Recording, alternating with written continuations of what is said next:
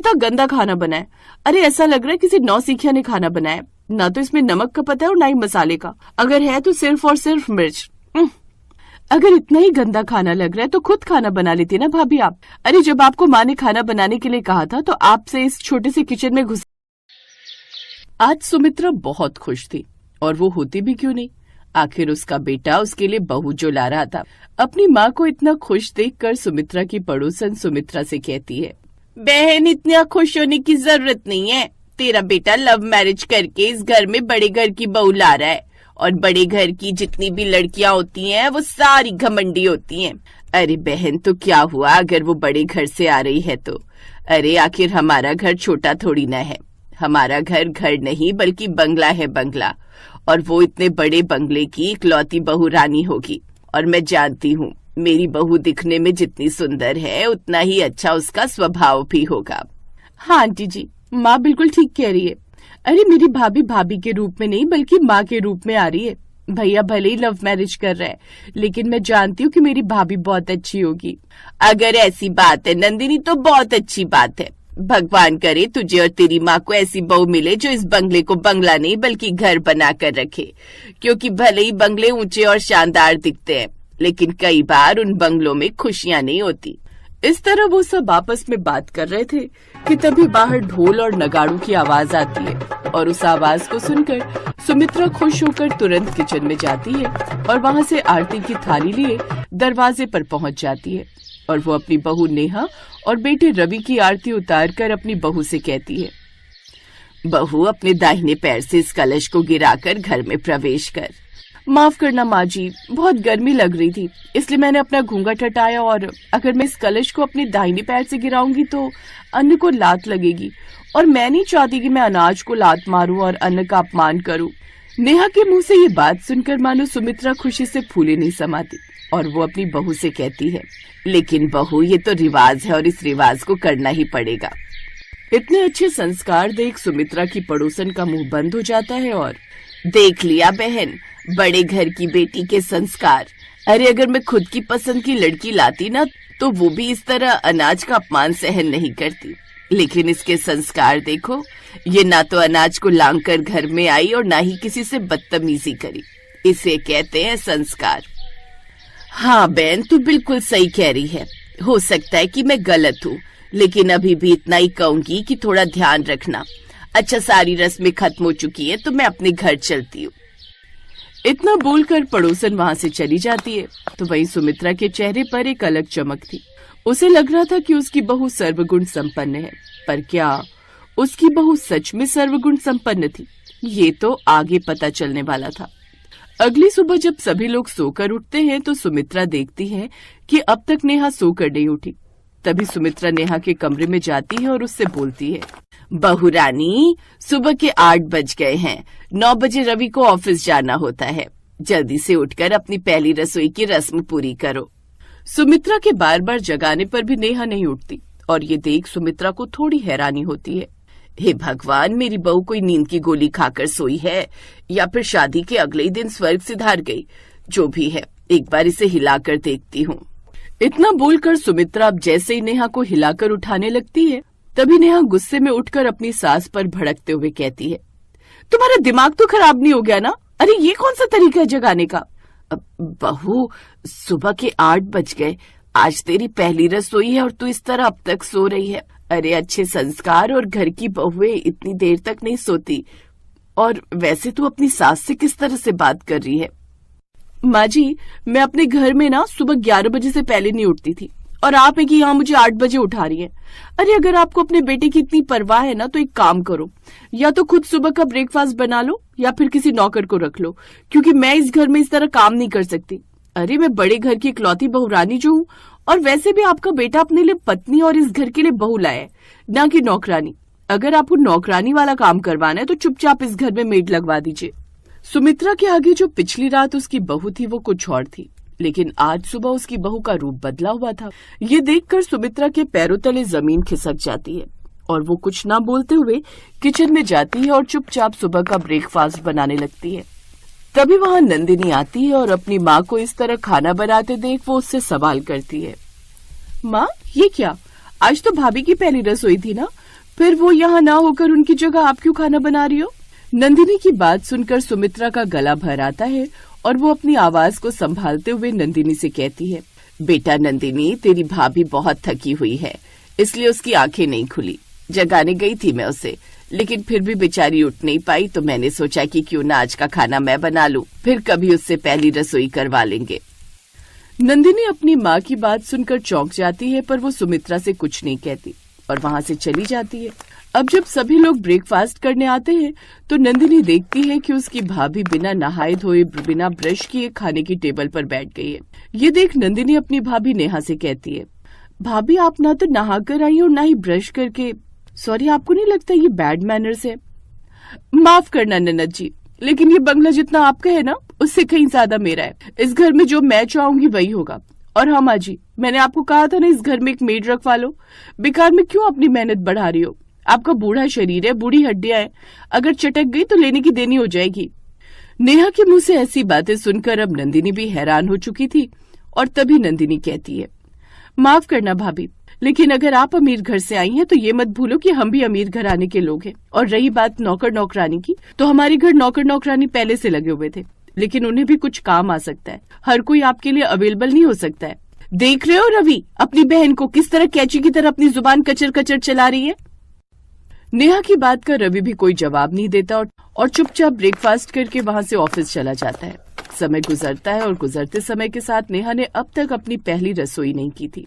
ऐसे ही एक शाम सुमित्रा अपनी बहू के पास जाती है और उससे कहती है, बहू दरअसल आज मेरी तबीयत खराब है और तुम तो जानती हो कि इस घर के नौकर अपने घर गए हुए हैं।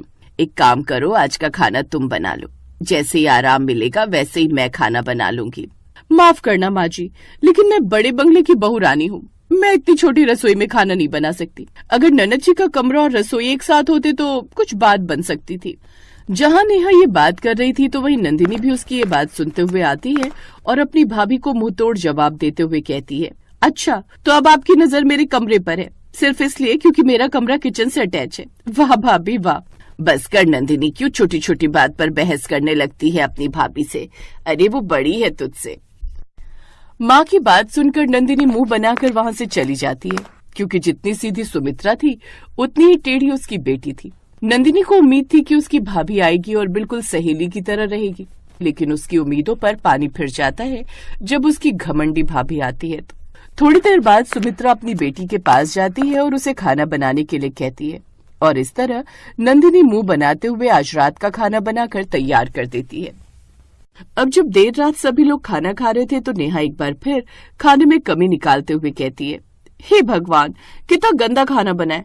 अरे ऐसा लग रहा है किसी नौसिखिया ने खाना बनाया। ना तो इसमें नमक का पता है और ना ही मसाले का, अगर है तो सिर्फ और सिर्फ मिर्च। अगर इतना ही गंदा खाना लग रहा है तो खुद खाना बना लेती ना भाभी आप। अरे जब आपको माँ ने खाना बनाने के लिए कहा था तो आपसे इस छोटे से किचन में घुसा नहीं गया, लेकिन खाना खाने के दौरान आपका मुंह बराबर चल रहा है। नंदिनी, ये कौन सी तमीज है अपनी भाभी से बात करने की? भला कोई अपनी भाभी से इस तरह बात करता है? माफ करना माँ, लेकिन अगर आप अपने नए रिश्ते को इसी तरह हवा देती रही ना तो आपके पुराने रिश्ते खोखले हो जाएंगे। और इस घर में जो हर वक्त ये गाना गाती रहती है, बड़े बंगले की बहुरानी हूँ, अरे उस बहुरानी को तो कुछ बनाना आता ही नहीं। इस बंगले की ये बहुरानी नहीं बल्कि बड़े बंगले की घमंडी बहुरानी है, जिसे ना तो अपनी सास से बात करने का सलीका है और ना ही ननद से पेश आने का तरीका। ये तो बस 4 लोगों के आगे अच्छा दिखने का नाटक करती है ताकि बाहर के 4 लोग इन्हें अच्छा कहें और हमें बुरा। देख रहे हो रवि तुम किस तरह तुम्हारी बहन बात कर रही है मुझसे? नंदिनी बिल्कुल सही कह रही है नेहा, जब से तुम इस घर में आई हो तब से कोई ना कोई कमी निकाली जा रही हो। माना कि तुम अमीर घर से आई हो, लेकिन गरीब हम भी नहीं। अगर तुम बड़े घर की बेटी हो तो तुम अब बड़े बंगले की बहू भी हो। तुम्हें एक वेल एजुकेटेड एंड सेटल्ड लड़का मिला है, लेकिन तुम सिर्फ और सिर्फ अपने घमंड में रहती हो। देखो नेहा, अगर तुम्हें इस घर में रहना है कारी बहू बनकर रहना पड़ेगा, और अगर तुम इस तरह घमंड में रहोगी तो दरवाजे खुले हैं तुम्हारे लिए। जा सकती हो तुम यहाँ से। रवि की बात सुनकर अब नेहा को ये एहसास होता है कि शायद उसने कुछ ज्यादा ही कर दिया है, क्योंकि नेहा रवि से बहुत प्यार करती थी और वो उससे दूर नहीं होना चाहती थी। इसलिए अब वो अपने नेचर में बदलाव लाती है और सभी से माफी मांगती है। धीरे धीरे वो अपने ससुराल में एडजस्ट हो जाती है और अब वो सभी के साथ बड़े ही प्यार से रहने लगती है। भाभी, भाभी कब से आवाज लगा रही हूँ, तीनों में से कोई एक तो आ जाओ भाई। देखा मम्मी, मैं कब से आवाज लगा रही हूँ, लेकिन मजाल है जो किसी एक के भी कान पर झू रहेंगी हो। तीनों मोबाइल की रानी आए बेटे, लगी होगी फोन पर। तू आराम से बैठ, मैं ही तेरे लिए पानी लाती हूँ। आप आ गई दीदी, बैठिए, मैं आपके लिए चाय लेकर आती हूँ। चाय इतनी गर्मी में? आपको कुछ समझता भी है भाभी? गर्मी में जब कोई काम करके थका हारा आता है तो उसे चाय नहीं कुछ ठंडा पूछा जाता है। वैसे आप कैसे समझेंगी, आप तो घर में ही रहती नहीं है। बहू जाओ, ठंडी लस्सी बनाकर लाओ अपनी ननद के लिए। दिन भर ऑफिस में काम करके थक गई होगी मेरी बेटी। और बाकी दोनों कहाँ है? दोनों अभी अभी ऑफिस से लौटी है मम्मी जी, फ्रेश हो रही होगी इसलिए सुन नहीं पाई होगी, आती होंगी नीचे। आप तो ऐसे बता रही है जैसे लाखों की सैलरी पर जॉब करती है दोनों। अरे मेरी जॉब उनसे कहीं ज्यादा अच्छी है, फिर भी मेरे ही सामने एटीट्यूड दिखाती है दोनों। उनसे ज्यादा कमाती हूँ मैं। मेरी होनहार बेटी जो है तू। तो हूँ मैं, आपकी तीनों बहुओं में से एक भी है जो मेरा मुकाबला कर सके। सारिका के 3 बेटे, आनंद, शुभम, सोहन और एक बेटी करिश्मा थी। तीनों ही बेटों की शादियां हो गई थी। सबसे छोटी करिश्मा लाड़ प्यार में इतनी घमंडी हो गई थी कि अपनी भाभीियों को कुछ समझती नहीं थी। उनसे अपने काम करवाने और उन्हें ताने मारने में उसे बहुत मजा आता था। अगले दिन सुबह नाश्ता करते हुए, आनंद भैया आज मुझे 10,000 रुपए चाहिए। 10,000 रुपये? इतने पैसे क्यों चाहिए भाई? भाभी के आने के बाद आप मुझसे सवाल बहुत करने लगे हैं भैया। पहले तो तुरंत पैसे निकाल कर दे देते थे। दीजिए, सैलरी आते ही दे दूंगी। अरे तुम तो नाराज हो गई, और ये सैलरी की बात कहाँ से आ गई? मैं क्या तुझसे पैसे वापस लूंगा? आइंदा ऐसी बात कभी मत करना। तुम्हारी भाभी के पास से ले लेना पैसे। भाभी से लूं? कभी नहीं। आपने ऐसे सोचा भी कैसे कि आपके होते हुए मैं भाभी से पैसे लूंगी? आप अपने हाथ से मुझे पैसे देते हैं तो ठीक है, तो ही मैं लूंगी। अरे अब ठीक है भाई, मैं ही दे दूंगा बस। ये ले, अब तो खुश। आनंद से 10,000 रुपये मिलते ही करिश्मा का चेहरा खिल जाता है। भाभीियों के सामने पैसे हिलाते हुए वो ऑफिस के लिए निकल जाती है। इधर किचन में अनुष्का और तानिया सबके लिए टिफिन पैक कर रही होती है।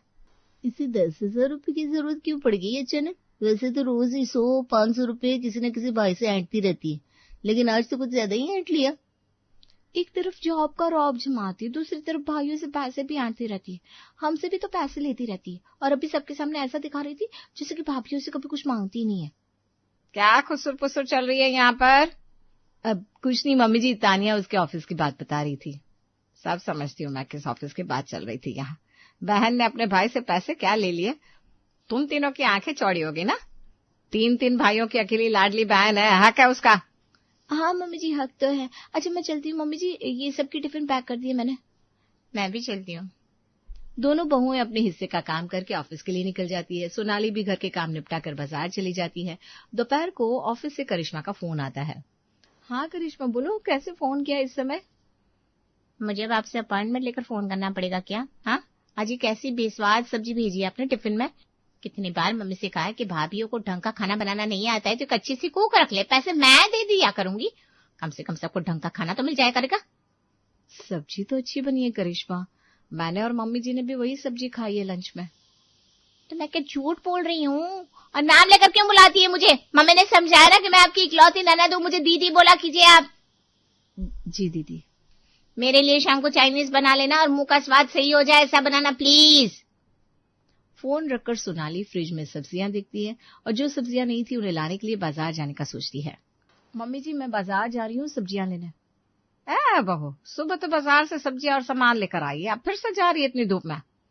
वो मम्मी जी दीदी का फोन आया था, उन्हें शाम को चाइनीज खाना है, उसमें लगने वाली कुछ सब्जियां और बाकी सामान घर पर नहीं है, वही लेने जा रही हूँ। हाँ लेकर आ, एक ही तो ननद है तुम लोगों की, उसके नाज नहीं उठाओगी तो 3 भाभियां होने का क्या फायदा?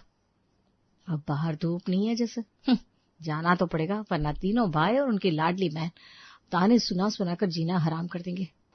हाय, बाहर निकल कर काम करना बहुत मुश्किल है मम्मी, और ये ऑफिस वाले ना पैसे देते हैं तो बदले में पूरा खून नीचे ओढ़ लेते हैं। भाभी पानी लेकर आओ। ये लीजिए पानी। आप फ्रेश होकर आइए दीदी, आपको चाइनीज खाना था ना, मैंने नूडल्स, मंचूरियन और फ्राइड राइस बनाया है।